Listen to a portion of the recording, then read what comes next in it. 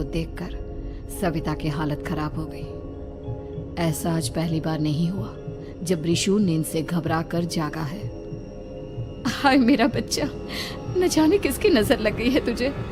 जब से मेरे बच्चे ने 10वीं के एग्जाम में स्कूल टॉप किया है तब से रोज बुरे बुरे सपने आने लगे हैं।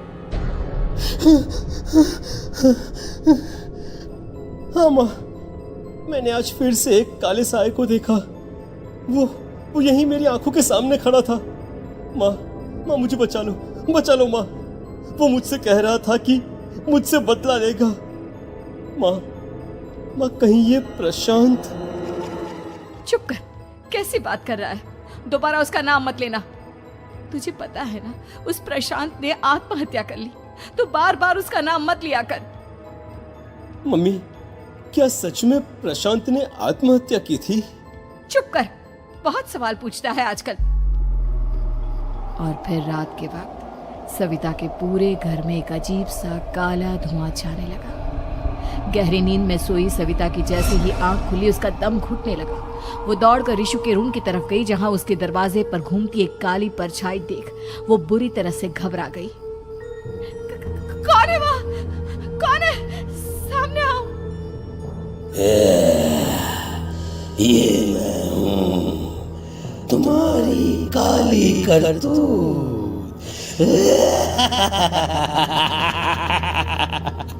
और अब मैं तुम्हारे बेटे को ले जाने आया हूँ।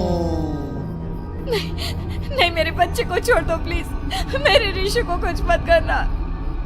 वो परछाई रिशु के कमरे में घुस जाती है।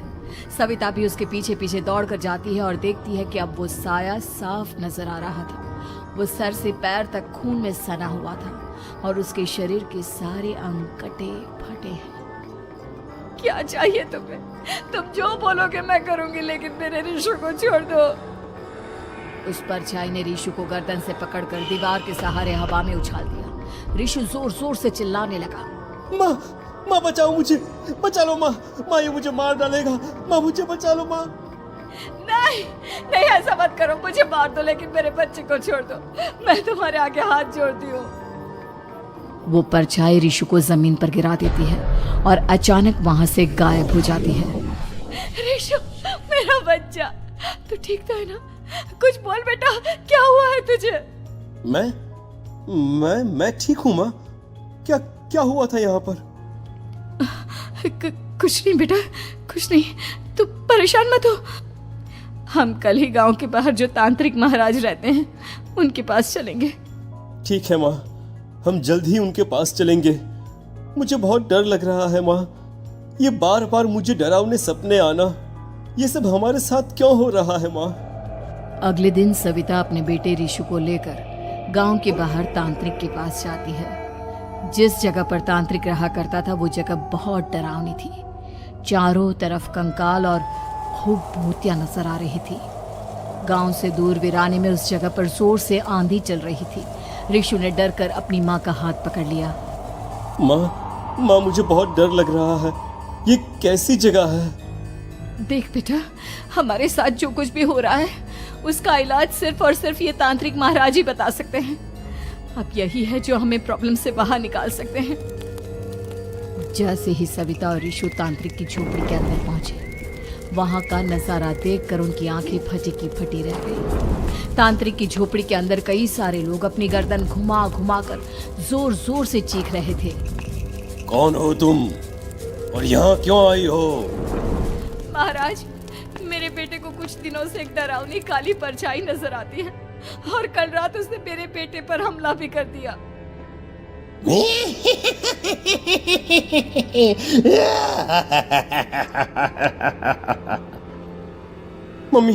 मम्मी हमें यहाँ से चलना चाहिए। ये जगह मुझे ठीक नहीं लगती। नहीं बेटा, ऐसा नहीं कहते। रुक जाओ, 2 मिनट के लिए रुक जाओ। क्या कहा? काली परछाई? तुम्हारे बेटे पर किसी काली परछाई ने हमला किया?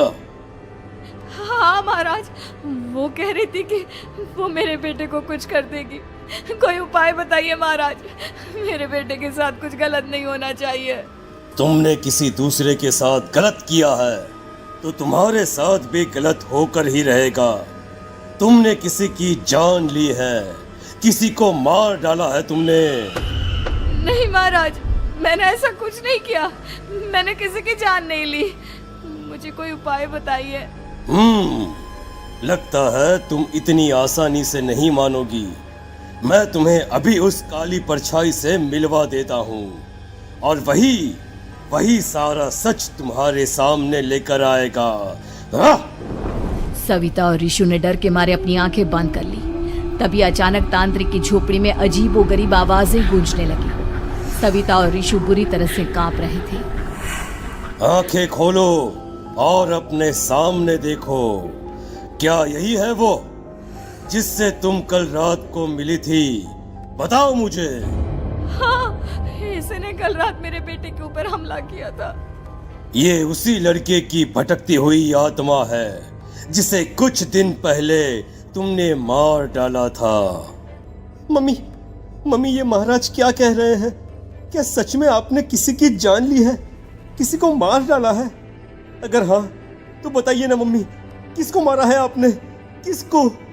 तुम्हारी माँ इतनी आसानी से सच नहीं बताएगी बेटा। इसने एक बच्चे की जान ली है। कहीं उसका नाम प्रशांत तो नहीं महाराज? वो मेरा दोस्त है, मेरा मतलब मेरा पड़ोसी है। सही पहचाना। देखा सविता, तुम्हारा खुद का बेटा भी जानता है कि तुमने किसी के प्राणों की बलि चढ़ा दी और इसीलिए अब उसकी बुरी आत्मा तुम्हारे घर में भटकती है। मुझे माफ कर दीजिए महाराज, मुझसे बहुत बड़ी गलती हो गई। प्रशांत हमारे पड़ोसी का बेटा था। हर बार उसके नंबर मेरे बेटे से ज्यादा आते थे और इसलिए मैंने उसके कमरे के बाहर काला जादू किया था, पर मुझे नहीं पता था कि वो मर जाएगा। तुम्हारे उसी काले जादू वाली गुड़िया के अंदर एक बुरी आत्मा थी जिसने उस बच्चे के दिमाग पर बुरा असर कर दिया और उसी की वजह से उस लड़के ने अपनी बालकनी से कूदकर आत्महत्या कर ली। इसकी वजह सिर्फ और सिर्फ तुम हो, तुम। नहीं महाराज, जो कुछ भी हुआ मुझे नहीं पता था कि प्रशांत अपनी जान दे देगा। प्रशांत की आत्मा इस वक्त तुम्हारे सामने खड़ी है, हमसे बात करना चाहती है। बोलो क्या कहना चाहते हो? मैं जीना चाहता था, बड़ा होकर कुछ बनना चाहता था। आपके बेटे से मुझे कोई परेशानी नहीं थी। अरे वो तो मेरा अच्छा दोस्त था। मुझे माफ कर दो बेटा, मुझसे बहुत बड़ी गलती हो गई, मुझे माफ कर दो। माफ करने से मुझे वापस जिंदगी नहीं मिल जाएगी। मेरे माँ बाप आज भी मेरे लिए रोते हैं। आपने मेरे साथ बहुत गलत किया है, बहुत गलत। और तभी अचानक प्रशांत की आत्मा वहां से गायब हो जाती है। सविता जोर जोर से रोने लगती है। सुन लिया तुमने? ये तुम्हारे अपने ही किए हुए पाप हैं जो इस तरह से तुम्हारे सामने आ रहे हैं। माँ, ये आपने अच्छा नहीं किया। सिर्फ 10th बोर्ड के एग्जाम में मैं टॉप कर पाऊं, इसलिए आपने मेरे दोस्त के ऊपर काला जादू कर दिया। नहीं मम्मी, नहीं, अब हम कभी खुश नहीं रह पाएंगे, कभी नहीं। मेरे दोस्त की आत्मा को कभी शांति नहीं मिलेगी मम्मी, कभी नहीं। लेकिन मैंने जो कुछ भी किया सिर्फ तुम्हारे लिए किया।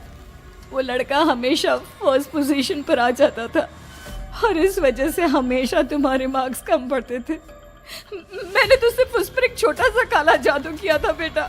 मुझे क्या पता था कि उसका ये नतीजा निकलेगा। जिस गुड़िया को तुमने उस लड़के के कमरे के दरवाजे पर लगाया था, दरअसल उसके अंदर एक बुरी आत्मा का प्रवेश हो गया था, जैसा कि अक्सर काला जादू करते समय हो जाता है। मुझे अपनी गलती का एहसास हो गया है। मैं प्रायश्चित करना चाहती हूँ, आप बताइए मैं क्या करूँ? प्रशांत के घर जाकर उस काली गुड़िया को वहां से निकालकर यहाँ लेकर आओ। मैं उसे आग में जलाकर राख कर दूंगा और उसके बाद प्रशांत की आत्मा को हमेशा के लिए मुक्ति मिल जाएगी। अगली रात सविता चुपचाप अपने पड़ोसी प्रशांत के घर जाती है। प्रशांत के माँ बाप प्रशांत की मौत के बाद उस घर को छोड़कर हमेशा के लिए वहां से चले गए थे। जैसे ही सविता उस घर के अंदर कदम रखती है, उसका सामना अजीबोगरीब हैवानियत से भरी आवाजों से होने लगता है। ऐसा लग रहा था जैसे कोई बुरी तरह से चीख रहा हो। सविता जैसे ही प्रशांत के कमरे के बाहर पहुंचती है, वहां पर लटकी हुई गुड़िया के शरीर से खून टपकने लगता है। ये क्या हो रहा है? इस गुड़िया के शरीर से खून क्यों टपक रहा है? सविता हिम्मत करते हुए उस गुड़िया को वहां से उतारने की कोशिश करती है, लेकिन तभी अचानक से बहुत भयानक दिखने वाली औरत उसकी आंखों के सामने आकर खड़ी हो जाती है। मैं यहाँ से कहीं नहीं जाऊंगी, और अगर तूने मुझे यहाँ से हटाने की कोशिश की तो मार डालूंगी मैं तुझे। नहीं नहीं, मुझे तुम्हें यहाँ से ले जाना ही होगा, नहीं तो मेरा बेटा, उसकी जान को खतरा है। मैं तुम्हें नहीं छोड़ सकती। अगर तुम्हारे अंदर हिम्मत है तो मुझे इस घर से बाहर ले जाकर दिखाओ। और ऐसा कहकर वो औरत सविता के ऊपर हमला कर देती है और उसे हवा में उछाल उछाल कर जमीन पर पटकती है। लेकिन तभी अचानक मौका देखकर सविता अपने हाथ में ली हुई सुई उसके हाथ में चुभो देती है। हाथ में सुई लगते ही वो औरत जमीन पर तड़पने लगती है। ये क्या किया तूने? ये क्या कर दिया? तुझे ऐसा नहीं करना चाहिए था।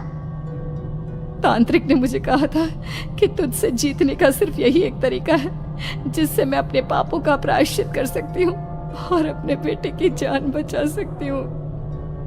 और उसके बाद वो डरावनी दिखने वाली औरत एक छोटी सी जादुई गुड़िया में तब्दील हो गई और सविता ने उसे ले जाकर तांत्रिक को दे दिया। तांत्रिक ने जादुई गुड़िया को आग